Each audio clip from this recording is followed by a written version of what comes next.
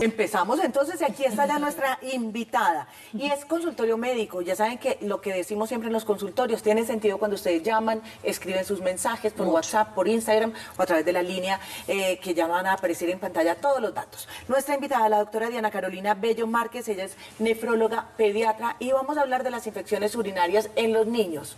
La primera pregunta es que ¿son muy comunes, doctora? ¿Igual en niñas y en niños?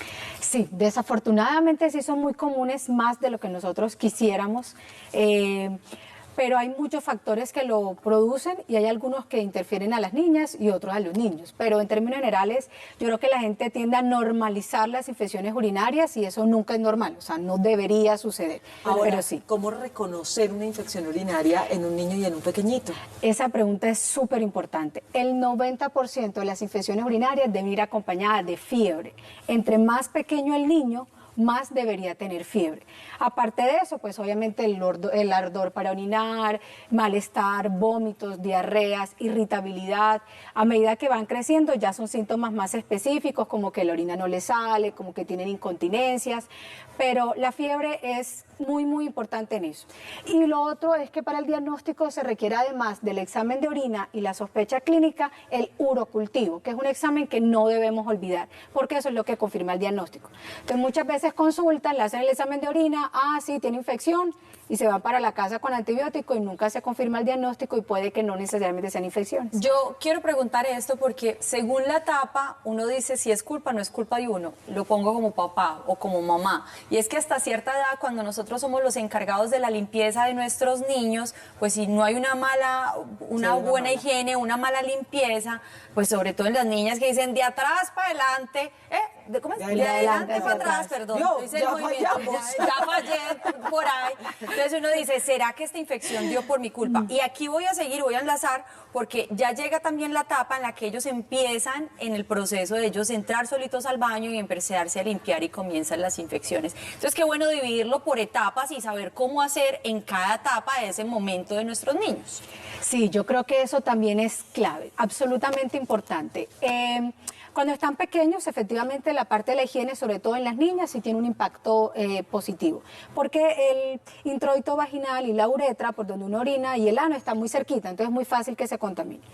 Pero casi siempre los niños, a medida que van creciendo, pasa eso que comentas. Y es que empiezan a aguantarse las ganas de orinar, prefieren estar jugando, posponen la micción. Entonces, ahí viene lo que es la parte de los hábitos miccionales y del estreñimiento, que es otro factor súper importante para producir infecciones urinarias. El estreñimiento. El estreñimiento. Cuando los niños no orinan bien, no hacen deposición bien y viceversa. Deben mejorar lo uno para evitar lo otro. Es que tú hablabas al principio que había varios factores para ocasionar una infección urinaria y que eran diferentes en el caso de los niños y las niñas. Devolvámonos ahí para que nos cuentes cuáles son esos factores en ambos casos. Claro que sí. Mira, las infecciones se producen por dos causas grandes. Uno, que hay una malformación, pues un problema de nacimiento, y usualmente son niños que empiezan a presentar, niños y niñas, pues infección urinaria desde los primeros meses de vida.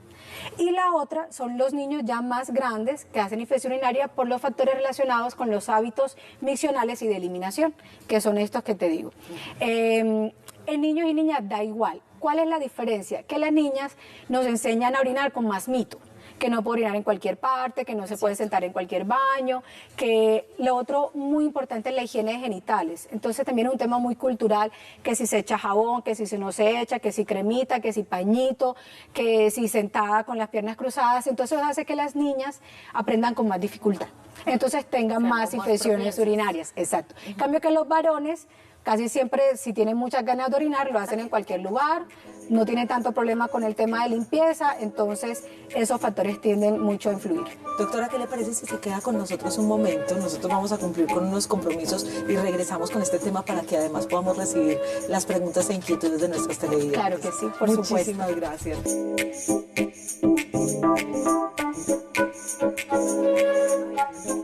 Ya llegó Navidad.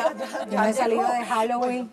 Y la doctora Diana Carolina, muchas gracias por seguir con nosotros hablando de infecciones urinarias en los niños. Gracias por la paciencia. Hablemos Yo de los tenía una pañales. preguntita que me quedó pendiente, Luchi, con eso. Adelante. Y tiene que ver no con los pañales, sino con los niños pequeñitos, porque es que si bien es cierto, yo puedo ver las manifestaciones en un niño que ya sepa hablar, pues ya me arda, me molesta o algo. Cuando usan pañales o cuando son más pequeñitos y no se saben comunicar, ¿cómo lo identifico? La fiebre. Tiene que ser un síntoma indispensable, como le decía, en el 95% de los casos es la fiebre. Y hay otro concepto importante cuando les hablaba del tema del urocultivo. Anteriormente se pensaba que los urocultivos siempre tenían que ser negativos, pero ya hoy día se sabe que todos tenemos un 50 y 50 de tener urocultivos positivos. Es decir, hoy las 4 tenemos un 50% de probabilidad de tener urocultivo positivo. Pero si ninguna está enferma, no necesitan tratamiento. Entonces muchas veces son infecciones que se diagnostican por urocultivos que se hacen como de rutina, a ver qué tal le sale. Ay, le salió positivo y le hacen tratamiento y el niño está como si nada. Por eso el síntoma indispensable casi siempre es la fiebre. Yo Esa es creo la que los pregunta del pañales, pañal, sí, me refería es que de pronto si cierto tipo de pañales, cierta calidad de pañales, el cambio frecuente o no, las cremas que se utilizan también para proteger a los bebés de la irritación o de la pañalitis, pueden influir también en el tema de las infecciones. No, realmente los pañales como tal no tienen que ver con respecto a la incidencia de las infecciones urinarias. ¿Qué influye? Es la higiene. Entonces, la idea es que se haga un cambio, no hay como tampoco algo escrito que tienen que cambiarse cada 2 o 3 horas porque depende de cómo orinen, cómo es el chichi, cómo es el popó, pero sí es la parte de la higiene, limpiar bien los residuos y todo eso, pero casi siempre las infecciones urinarias por el tema de higiene empiezan los niños después que dejan los pañales, de forma curiosa, que son los niños que ya saben orinar, que aguantan, que deciden ir al baño. Las infecciones aparecen casi siempre en la etapa en donde empiezan guardería, donde empiezan la etapa escolar, y allí es clave que no los pañales tienen que el ver. cambio del pañal es dependiendo si es el primero, el segundo o el tercer hijo. Si es el primero, ese pañal no le dura nada, pero si es el tercero, hasta que llegue el IVA. Los pobres cuelgan. Los nudos, los pesados. Pero también, ¿sabes qué es lo que estoy pensando? Que uno siempre enseña, o siempre nos ha enseñado, lávense las manos después de ir al baño. Y uno debería lavarse las manos antes de ir al baño. Y antes de cada cambio de pañal también tiene que haber una adecuada higiene. Sí, eso es fundamental. Sobre todo no solo para el tema de infecciones, sino para las infecciones de piel, las pañalitis, los hongos. Eso es, sigue siendo antes y después del COVID, el lavado de manos es para todos. O sea. El color de la orina, las veces que orinan en el día, el olor incluso porque hay ciertas orinas que van tomando ciertos olores particulares, ¿son indicativos también de alguna infección o algún otro tipo de enfermedad que pueda generarse? Mira, el tema de las características de la orina por sí solo no indican infección urinaria. Pero ¿qué pasa? Que la concentración y el color de la orina va a depender de la frecuencia con la que uno orina y de la cantidad de agua que se toma. Entonces casi siempre la primera orina de la mañana usualmente es la más oscura, la más amarilla, la más concentrada, porque es la que demora toda la noche. Y el resto del día tiende a ser como más claro. Ahora, lo normal de un niño es que orine más o menos cada 2 o 3 horas. Eso debería ser. Es decir, en la mañana, al menos en un descanso en el colegio, al mediodía, a la mitad de la tarde, a la hora de cenar y antes de dormir, 6 veces. La frecuencia y la cantidad pues va a depender del agua que tome, que no se aguante las ganas, que vaya al baño, todo ese tipo de cosas. Ahora, ¿qué pasa? Que no influyen. Ahora nos decía algo que también me quedó sonando y es el tema de que la mayoría de infecciones urinarias van acompañados también con una constipación crónica en los pacientes. Entonces me imagino que hay como una influencia de la alimentación en la presencia de estas infecciones. Claro que sí. El tratamiento del estreñimiento, el 90% depende de la dieta. Los laxantes son un mientras tanto, o sea, ayudan a la evacuación intestinal, pero no previenen que se vuelva a estreñir, o sea, si no se lo vuelve a tomar, no hace.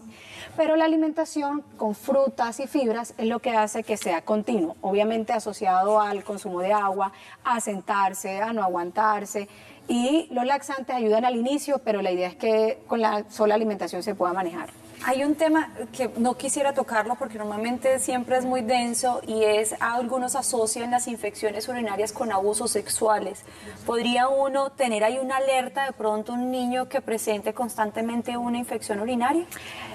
El abuso sexual se ha demostrado que está relacionado con la disfunción miccional, es decir, el niño que venía orinando bien y juicioso y de un momento a otro empieza a orinarse en la noche, a tener episodios de incontinencia, a orinarse en la ropa, y esas disfunciones miccionales producen infecciones urinarias, pero no es que el abuso de infecciones, sino es como a través de eso.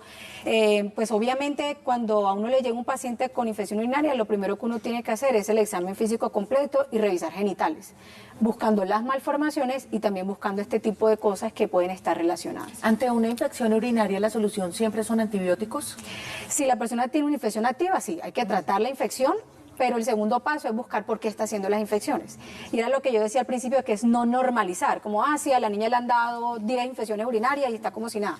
Por eso le preguntaba precisamente, porque hay muchos mitos frente a la toma de antibióticos, ¿verdad? Entonces, apenas bajan los síntomas, mucha gente suspende simplemente por decisión el O antibiótico. dice, si me lo tomo, entonces mi cuerpo se va a volver resistente, y si es el caso de un niño, entonces ya luego cuando lo necesite de adulto no le va a servir. Y con los niños también hay mucho mito, ¿no? Como cuáles son esos mitos que te llegan frecuentemente al consultorio cuando les toca este diagnóstico y dice, tiene que tomar antibióticos. Sí, no, eso realmente esto es de todos los días. Las infecciones es casi que nuestra primera causa de consulta más frecuente, y sí, hay muchos mitos. Entonces empiezan antibióticos, el niño otra vez la orina le huele feo, entonces dale antibiótico. Entonces muchas veces ni siquiera consultan.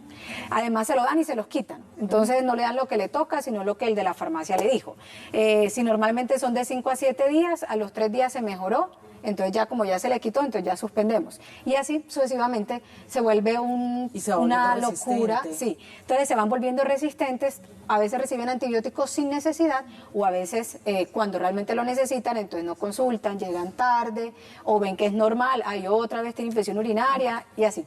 Es Así se la realmente de pasa. conocimiento. Tenemos ya preguntas de nuestros televidentes, vamos a contestarlos porque ellos son los que mandan. Vamos entonces a ponerlos para que la doctora Diana Carolina los pueda contestar. ¿A qué se debe el olor de la orina tan fuerte, con un mal olor? Mira, eso también es de todos los días. Lo más frecuente que la orina huela mal es cuando hacen vaciamientos incompletos. O sea, cuando los niños orinan un poquito y dejan parte de la orina guardada en la vejiga, la orina empieza a concentrarse y huele mal. Entonces puede que el niño simplemente la orina le huela mal, pero ni le duele, ni le rasca, ni se enferma. Y no siempre es infección urinaria, casi siempre es vaciamientos incompletos. Porque quieren ir a jugar rapidito. Entonces van un poquitico y salen corriendo. Y van y dejan, y Exactamente. guardan después. Ay, esta pregunta me encanta. Yo tengo niños y es el tema del prepucio. ¿Ocasiona infecciones? No es que la fimosis es el nombre que se le da a cuando el pene cuando no baja el prepucio completamente. No es que eso produzca infecciones urinarias como tal, pero cuando no baja ahí se acumula una sustancia blanquita que a veces puede producir ardor y mal olor. Pero no todos los niños necesariamente se les debe hacer circuncisión. Usualmente uno espera más o menos hasta los 2, 3 años a que el prepucio descienda espontáneamente, o si es muy pequeño o hace múltiples infecciones urinarias, ahí es donde se decide hacer la circuncisión. Pero tampoco es circuncisión de rutina para todos, para que no le dé infecciones, porque no funciona así. ¿Cuándo consultar entonces? Muy bien, entonces, si la mamá desde la barriguita le dijeron que el niño venía con algún problema del riñón, desde allí, si empieza a haber infecciones urinarias, no hay nada que negociar, busque a su pediatra o a su nefrólogo. El niño que hace múltiples infecciones urinarias, entonces el que ya lleva 2 hospitalizaciones, 3 hospitalizaciones, busquen a ver qué más tiene. O el que no mejora fácilmente con los tratamientos, como que está hospitalizado y no ha mejorado y necesita más días, allí debería por lo menos nefrología. Y los que además tienen otras enfermedades neurológicas, espina bífida, mielomeningoceles, o enfermedades, retrasos mentales, los que se orinan en el día, en la noche. Entonces ahí uno va como buscando esos factores asociados. Y estas enfermedades, o más bien, estas infecciones pueden dañar los riñones a largo plazo. Me quitaste la palabra de la boca. Eso iba a decir, el problema de las infecciones urinarias es que cada vez que uno le da infección quedan cicatrices en los riñones. Y esas cicatrices, como cualquier otra cicatriz, son irreversibles. Entonces, entre más infecciones urinarias produzcan, hay más cicatrices y eso con el tiempo se traduce en deterioro de la función renal. Entonces, alguien puede dañar y perder los riñoncitos pero por infecciones urinarias recurrentes no estudiadas. Si alguien necesita más información, si quiere una consulta directa, ¿de qué manera la pueden contactar? Pues si me pueden contactar por las redes sociales, en el Instagram Diana Bello Nefropet, allí me pueden encontrar, o en mi consultorio que está ubicado en la Torre Médica de Salud y Servicios 1807. Muy bien. Yo podría conversar con ese acento tan chévere. La doctora Diana estudió medicina en Cartagena, luego pediatría en Barranquilla, luego la especialización de nefrología aquí en Medellín. O sea, mal sumados son como 11 o 12 años estudiando. Más preparada que un aquí en yogur. Medellín, para que se hagan una idea, hay solamente cerca entre 9 y 10 nefrólogos pediatras. En la especialización que ella tiene son solamente 10 de 90 que puede haber en todo el país. Imagínense ustedes si Y la juventud, Y la ella juventud. empezó a estudiar más o menos en el colegio. Sí, más o menos a los 12 años empezó cuando a era estudiar. peladita. Y ajá. Doctora, por estar acá. A los 15. Doctora, gracias.